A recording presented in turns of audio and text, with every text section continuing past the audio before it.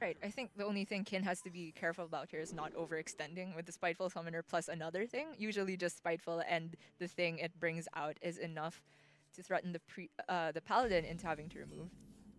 And it looks like Kin just 3-kept because he was presented with Fair Dragon, Northshire Cleric, and Spiteful Summoner. Also picks up Twilight Drake in the mix, so this is one of those good opening curve hands for Kin. It also picks up Curious Glimmerroot, and since deckless are open for these players, it means that he should have 100% accuracy on Curious Glimmerroot, unless he forgets.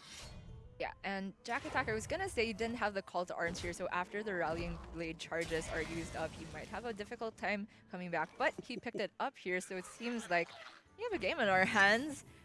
Double Spiteful though, that is looking quite thick. Agnaros Lightlord also just threats for days. To be fair though, the Rallying Blade puts in quite a bit of work here, able to clear off, I was gonna say 2-3 attack minions, but I guess Jack Attack having picked up the Car Creeper recognizes that it's more important to try and stifle his opponent's refill. And also to keep in mind, as we mentioned earlier on in the series, Kin has the Lich King thrown into his Spiteful Priest list, which means that he just has one extra threat, which is also sort of that Control Buster type of card where, you know, if you get Death Grip, you can pull a big threat out of your opponent's list. Sometimes Death Coil can just help you push that additional extra damage later on in the game. Army of the Dead, since this deck is almost all minions, can also be pretty fantastic. So there's just a ton of powerful tools that you can get from that card, especially against control lists like this one that Jack Attack's running. Yeah, and Kin had a very interesting decision on what to silence there. The Loot Hoarder was actually one of the last ones on my mind because I feel like the Pyro being left up is the scariest in terms of like what he can, the trades he can take. But Kin actually values stifling his opponent's card draw here. Yeah, that one's interesting to me too, because Jack Attack also does run some spells that he could couple with it. I guess it's one turn before Spike Receive to be a threat, so it would be basically just adaptation. You don't want to equality this. So. Yeah, okay. You definitely don't want to quality that. So maybe that's what he was thinking. If you have adaptation, okay, you got me. But if you don't, then... Whoa! Oh my gosh. He was hoping for Spiteful Summoner since he saw a card kept. Yes. And he knew it wasn't played before turn 5. So it's probably Spiteful Summoner because you keep that card in almost every matchup, like 99.9% of the time. But gets quite punished. And he also figured, well, I have a lot of quite poor minions in my deck, so if he took Curious Glimmerroot, one of those cards, and has to equality just to set up for these trades. Yeah. Oh man. Quality there might look premature, but the thing is, if he hadn't used it, these two minions could take the value trades, and then Jack Attack doesn't have a proc for the equality anyway. Yeah. And he must be heartbroken to see that the Spiteful was there anyway. And whoa. This is... I guess there's not that many 10 drops, so getting that twice in a row is not that crazy. Yeah, it's like 11 10 drops or something like that. Yeah. Still a 1 and 1 2 1. Still though. Actually, if Jack Attack doesn't pick up a second equality, or possibly Sunkeeper Tarim, this might be lights out. Yeah, and he's going to go for the second one. Seeing the first equality allows him to just sort of go in on this big aggressive board. And he even saw the second Pyro, actually, off of this call to arms, so clearing like this, yeah, equality just doesn't deal with every single minion on board. Okay. Ooh. Now we're talking. Oh my goodness, that was the only card that could have brought Jack Attack back in this game, I'm quite sure. And again, taking the draw first because it didn't matter. It picks up Uther, so Jack Attack does have some game as the series progresses. Wait, how is this still happening? All right, so Kin now running out of resources. Of course, Operative can help a lot, but his big Spiteful turns have been used up, and we were saying maybe he should just try and not overextend too much, but maybe he was thinking, all right, double Pyro out of the way. How does he deal with this? It might be that he forgot about Tarim. Maybe not forgot about Tarim, but said, okay, if you have Tarim, then you beat me. Okay. Sort of when you play these sort of faster decks, more aggressive decks, a lot of times it's better to just expect your opponent not to have it and sort of force them to have the answer. Because he would have just won the game, not on the spot, but very close to on the spot if Sunkeeper Term didn't come out. Yeah, that's true. And he did have to trade 2 minions on that turn, so... yeah, just kind of unfortunate the way things worked out there for Kin. But he could still... I guess drawing into Free from Amber from here. Or Archivist. Yeah, Archivist could be good, but since he doesn't have a full control of the board, Archivist doesn't guarantee if it pulls Mind Control to steal a valuable minion.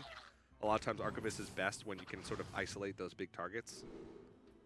I wonder which one this is! Yeah, and that's one that fits pretty conveniently into the curve and can help him trade off the Tyram conveniently. He does give up a coin to Jack Attack, but I feel like at this point the OTK is the last thing you're worried about. I don't know about that. Well, the thing is, you've seen the Tyram and double Pyromancer already.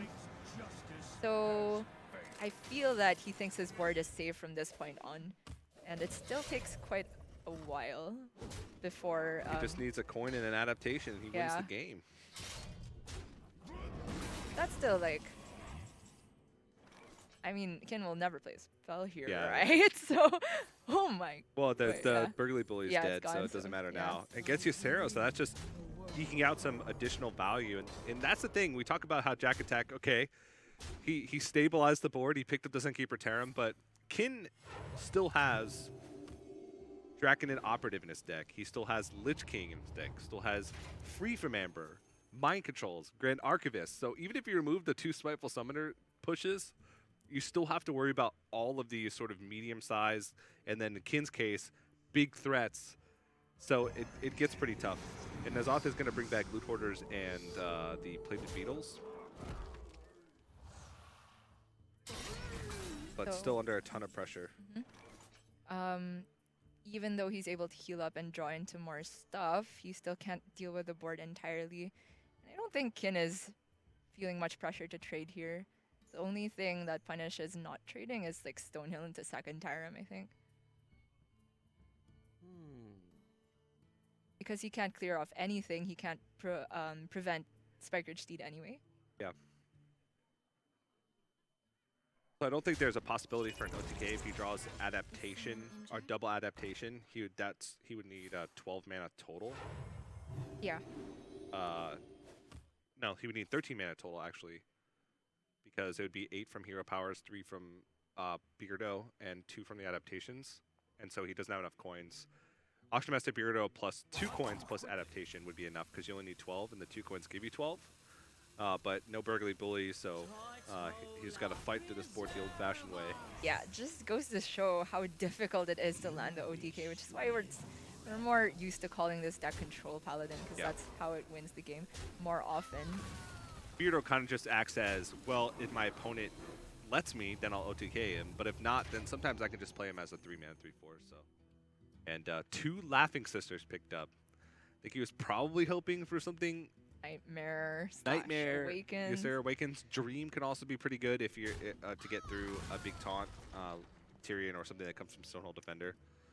Equality picked up, but currently no way to... No, Equality Drake is insane here. Oh, Equality Primordial Drake. Yeah, you're right. I forgot about that. Oh my goodness. Did he get the Drake off of his Stonehill? I think he did get the Drake off of Stonehill Defender, so I completely forgot about that, and that's a good pickup. He didn't have any other good options from that Stonehill Defender, if I remember correctly, and knowing that both Wild Pyromancers are gone, it's really the only pickup that makes sense, but... Yeah, this is insane. That was pretty much the only card that Jack Attack could have used to get back into this game. Maybe Spikeridge Steed plus the weapon charge could have stalled for a bit longer, but the problem would have persisted the next turn, so this might mean we could see the OTK potentially. He needs to stick 1 hero power, and if he sticks 1 hero power, then the following turn he could do it. With hero power, Beardo, coin, hero power, adaptation hero power, so... I don't think I've seen it in a highly competitive setting yet. Did that happen in Copa or Germany? I think it may have. I probably played like 50 to 70 games of OTK Paladin. I think I only did it like twice in the whole time I played that. So very low percent of the time. And I think in one of the times that I did it, I also would have won regardless if I had OTK'd him or not. It's just more fun to do it that way. So, but he's still got to fight through some of this stuff, and still got to think about mind control as well. But Burgly Bully, if he gets a coin. Third Tarim, we take those. Yeah, it seems like Jack Attack has stabilized decently well here. And I doubt Kin will use the mind control, but he might feel like he has to. But if he does, he dies. Yeah, what he needs to do is get something good off of the operative, but I'm not sure what saves him. That's an individual card here. Definitely not the spells. Not the spells, but not the weapon either, really, because you can't really push through much. But I think he understands that he has to take it because he knows there's a coin in the hand. He probably knows his Beardo. His deck is super small right now. Jack Attack, he doesn't have many cards left, so he's just gonna have to fight through this board, and maybe he can try and go through fatigue because N'Zoth is gone. But it's gonna be so hard because he has to kill the hero power every single turn. Oh, he left the hero power up, so he gets the OTK anyway. See, I was just talking about how he can't leave a hero power up. And Jack Attack, look, he's got a smirk on his face because he knows that it's gonna happen. And he just nods. Man. And gets the Wind Fury on the Beardo to top it all off. I'm sure there's some handful of viewers that still haven't seen this actual interaction work yet. Yeah. So enjoy, guys. Jack Attack completing the reverse sweep on Kin here. And we were saying that Kin, well, he has to win his Spiteful Priest, not too difficult. Yeah. But sometimes the way things line up is just that. Yeah. Reverse sweep to finish it all off with the OTK. And I was just mentioning, he just needs to stick one hero power. And I forgot that the hero power was already on the board. And we also talked about how Priest has no removal outside of Dustbreaker. So, well navigated. I think the Sunkeeper Tarim and the quality got him out of those sticky situations. But that's